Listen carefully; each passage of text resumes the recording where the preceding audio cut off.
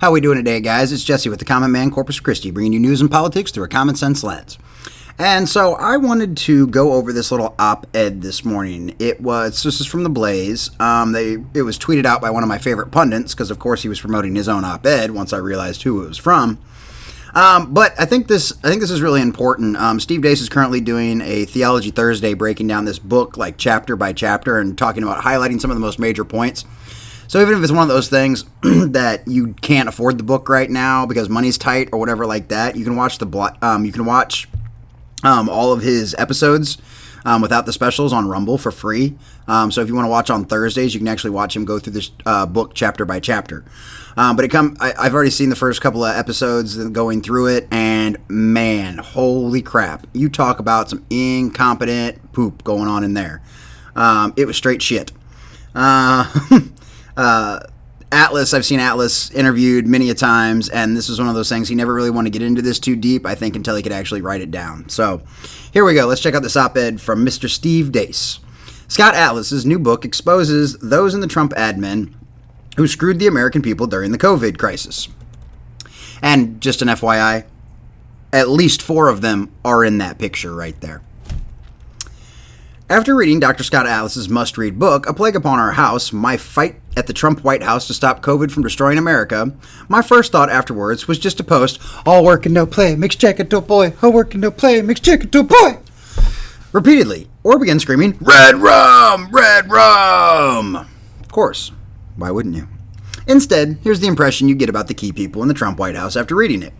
Dr. Deborah Birx, the White House's coronavirus task force coordinator under Trump, is a loony quack who loses her poop at the first sign of resistance. But she also had the Trump White House, particularly the vice president, wrapped around her bedazzled fingers. She should face a Nuremberg-like trial. Steve holds nothing back when it comes to talking about these people because as far as he's concerned, and honestly as far as I'm concerned too, these people needlessly led to way more deaths during all this pandemic than actually had to have happened. All right, next on to Anthony Fauci. Tony. Dr. Anthony Fauci, director of the National Institute of Allergy and Infectious Disease, is exactly what you think he is. Either a simp for the spirit of the age or something even more directly malevolent. There we go. I knew I would get it. And that's when he's not being a media whore. But I repeat myself. He should face a Nuremberg-like trial. You starting to see a trend here?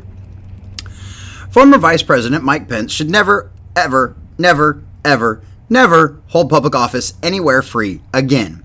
As a do-gooder spewer of the Bible verses as cliches, but with no discernment and even less courage, he hung the country/truth out to dry so he could play Grover Dill to Burke's Scott Farkas. Please let me know down in the comments if you know what that reference is, because I have no idea, and I'm not going to look it up right now. Former White House Chief of Staff Mark Meadows was the biggest disappointment in the book, in that I had already had negative integer regard for the previous 3 names I mentioned. He comes across as a slave to consultant myopia who can't see the forest through the trees. Trump advisor and son-in-law Jared Kushner is who you thought he was. A smart technocrat who is also not nearly as smart as he probably thinks he is. He also has no real core, but I already called him a technocrat. Basically a young cocaine Mitch who pretty much hung Trump / the truth out to dry. Nice. Good job, son-in-law. Dr. Robert Redfield, former director of the Center for Disease Control, is more like Renfield from Bram Stoker's magnum opus Dracula, as in a bumbling fool completely paid by the malevolent forces at work. Excuse me a second.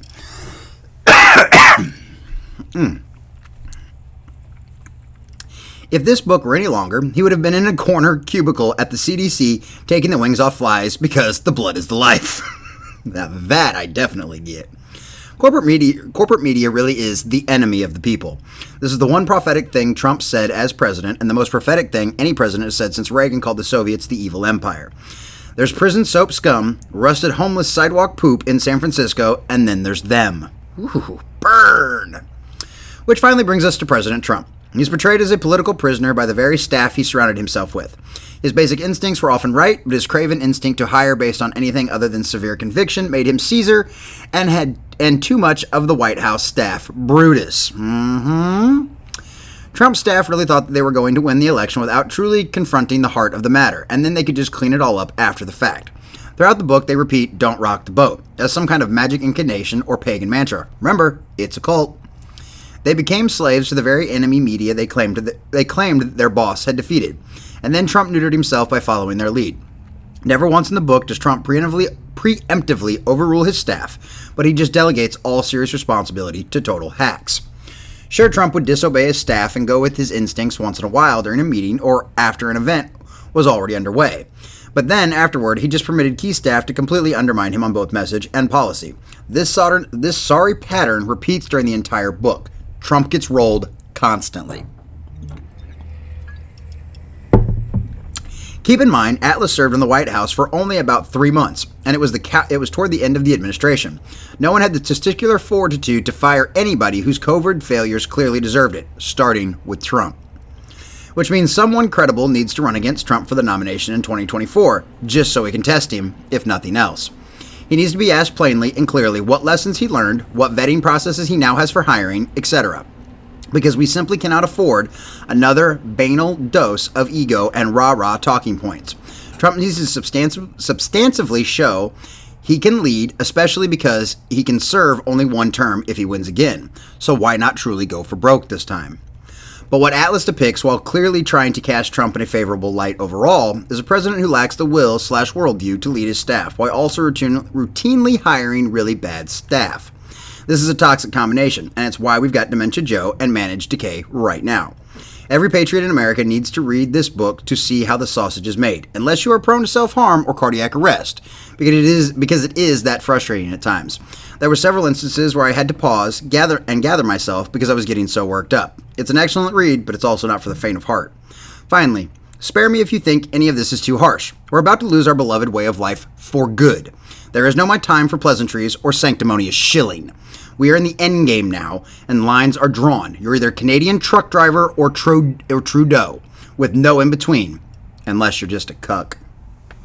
See, I love Steve Dace. This is why I watch his show every day, because homeboy does not hold back. He will tell you you are stupid to your face, and he will bring all the facts he needs to prove that.